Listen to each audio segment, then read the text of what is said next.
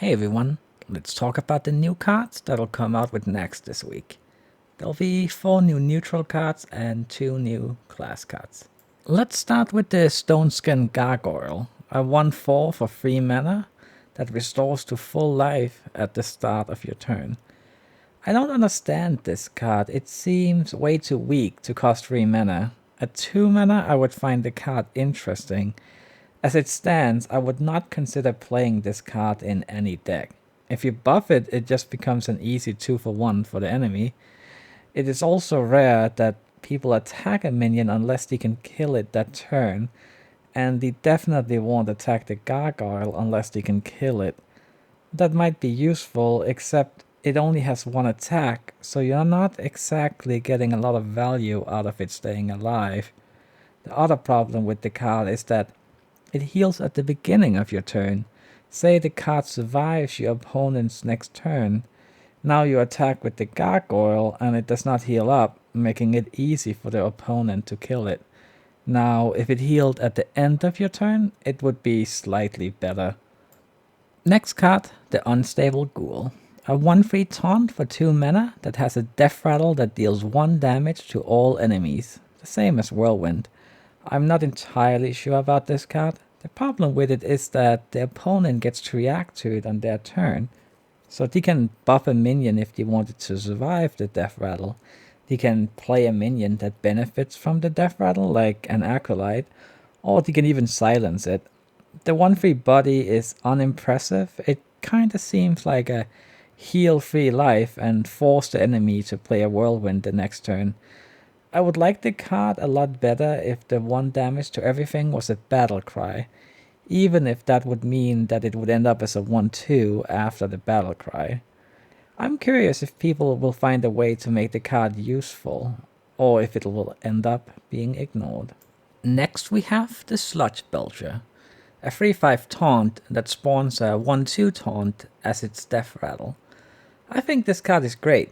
I believe it to be better than the Druid of the Claw in taunt mode because it'll take at least 2 actions to remove it. Even a Black Knight would leave behind a 1/2 taunt. It is also another card that feels similar to the Harvest Golem, just like the Haunted Creeper did last week, and the Haunted Creeper has turned out to be very popular. I think this card will be as well. The legendary for the week is Lofab. It is a 5/5 for 5 mana that makes enemy spells cost 5 more mana the next turn. This card is great. The obvious use for it is against Miracle Rogues, but it has way more uses than that.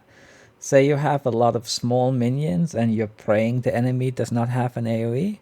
Well, play Lofab and he probably won't be able to afford it. The opponent is a Freeze Mage and has just played Naxxramas taking you to 15 life. Well, you play Lofab and you'll be likely to have at least another turn to try and kill them in. And if you want to refresh that ice block, it'll be 8 mana for that alone. I think we are going to see this card in almost every deck, which would mean that it is too strong. It'll be an interesting week.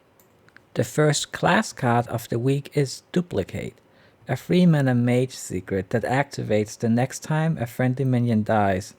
It'll then put 2 friendly copies of the dead minion in your hand.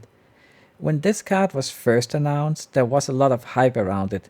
I think the hype was an overreaction. It seems very similar to Arcane Intellect to me. You pay 3 mana and a card to draw 2 cards. The difference being that with this card you don't get 2 new cards instantly, and the opponent gets a say in which cards you get.